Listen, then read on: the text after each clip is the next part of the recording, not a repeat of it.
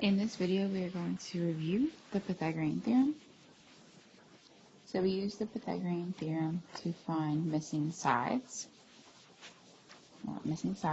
of a right triangle. Has to be a right triangle. Based on this picture, sides A and B are called the legs, and side C is your hypotenuse. Side C, the hypotenuse, has to be across from the right angle.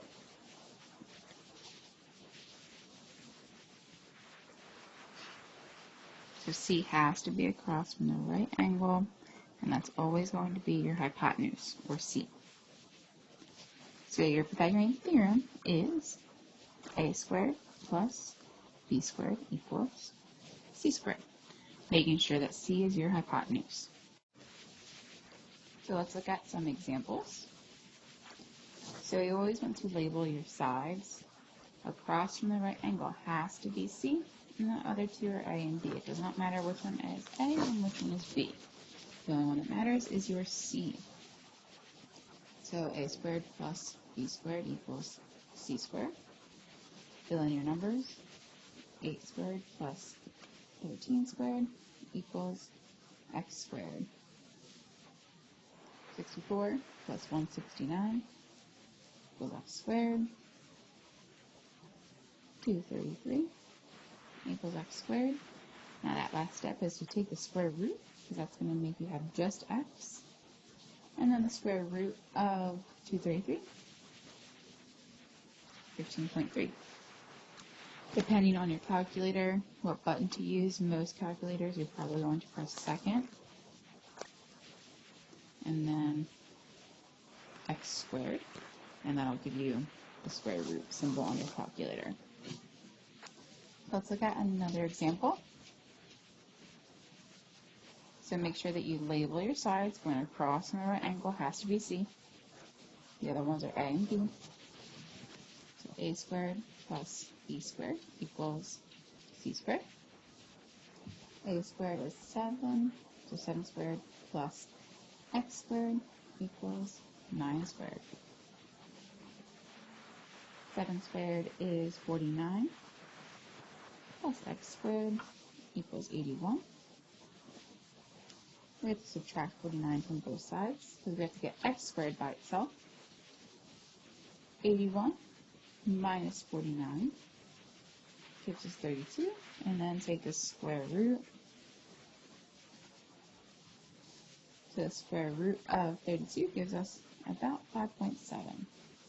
So x is 5.7. Now we're going to look at a multi-step example. So here we are looking for all the way across the bottom. That's going to be our x value that we're looking for. To find that, we're going to split it into two parts and then add those two parts together to get that full x value. I'm going to start with the left triangle.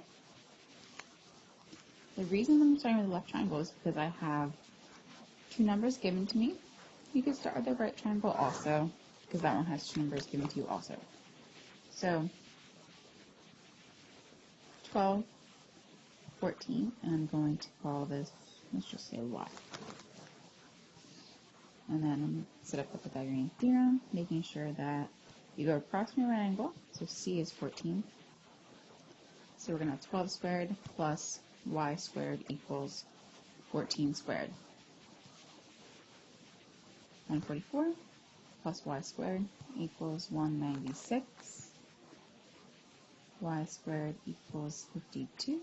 And then take the square root.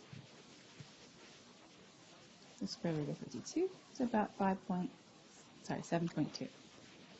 Now we're going to do the same thing with the right triangle. The right triangle that's on the right. So it helps to draw the triangle out of the picture. 29, 12, and I'm going to call this Z. So we have to make sure we have our c labeled, so in this case 29 is c. So 12 squared plus z squared is going to equal 29 squared. So 144 plus z squared is going to equal 841. Solve for z squared, so z squared is going to equal 697, and then take the square root. So z squared is going to, sorry, not z squared, just z, will equal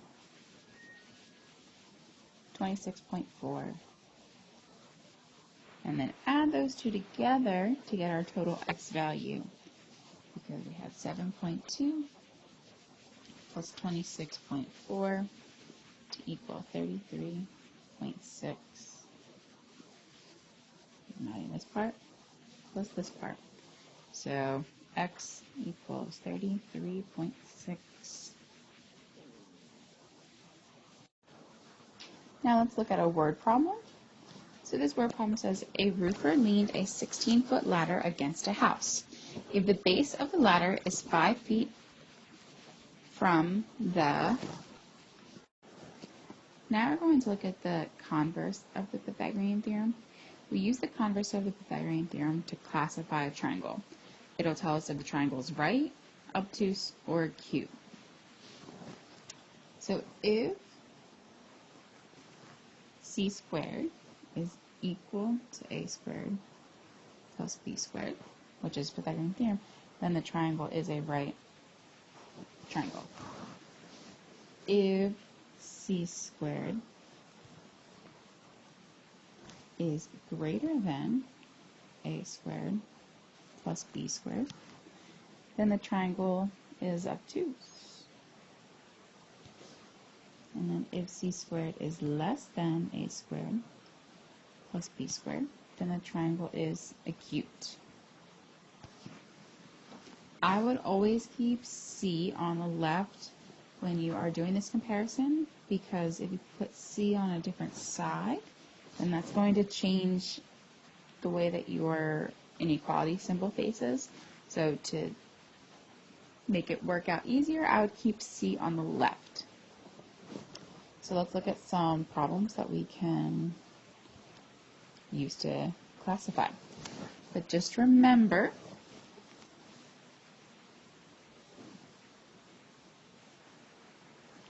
before we can determine if it is acute, right, or obtuse, we need to check to make sure that it can be a triangle.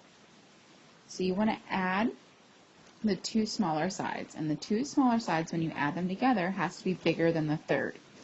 My two smaller sides are 3 and 7, and then the bigger side's 9. 3 plus 7 gives me 10, which is bigger than 9. So it's a triangle. Now we just have to figure out if it's acute, right, or obtuse. So remember, C has to be the biggest side. So if there's going to be a C value, it would have to be your biggest number. So C squared, we're trying to figure out if it's going to be equal to, less than, or greater than A squared plus B squared. So 9 squared, 3 squared, plus 7 squared. And we're trying to compare. So 9 squared is 81. And then 9 plus 49. So we're comparing 81 to 58. Is 81 equal to, less than, or greater than 58? And it is greater than, which makes our triangle obtuse. So let's look at one more example, trying to classify using the converse. So first thing, we have to check if this is a triangle. So our two smaller sides would be 20 and 21. And then our bigger side's 29. So 20 plus 21 gives us 41 compared to 29. and that is bigger. So it's a triangle. So I can take that choice away. Now we just have to see if it's acute, right, or obtuse. So remember, our biggest number has to be c. So we're comparing c squared to a squared plus b squared. 29 squared, 20 squared plus 21 squared. So 29 squared gives us 841. And then 20 squared plus 21 squared is 841. So 841 is equal to 841, which means that this triangle is a right triangle. If it's equal to, then it has to be right. And that's using the converse of the Pythagorean theorem to classify a triangle.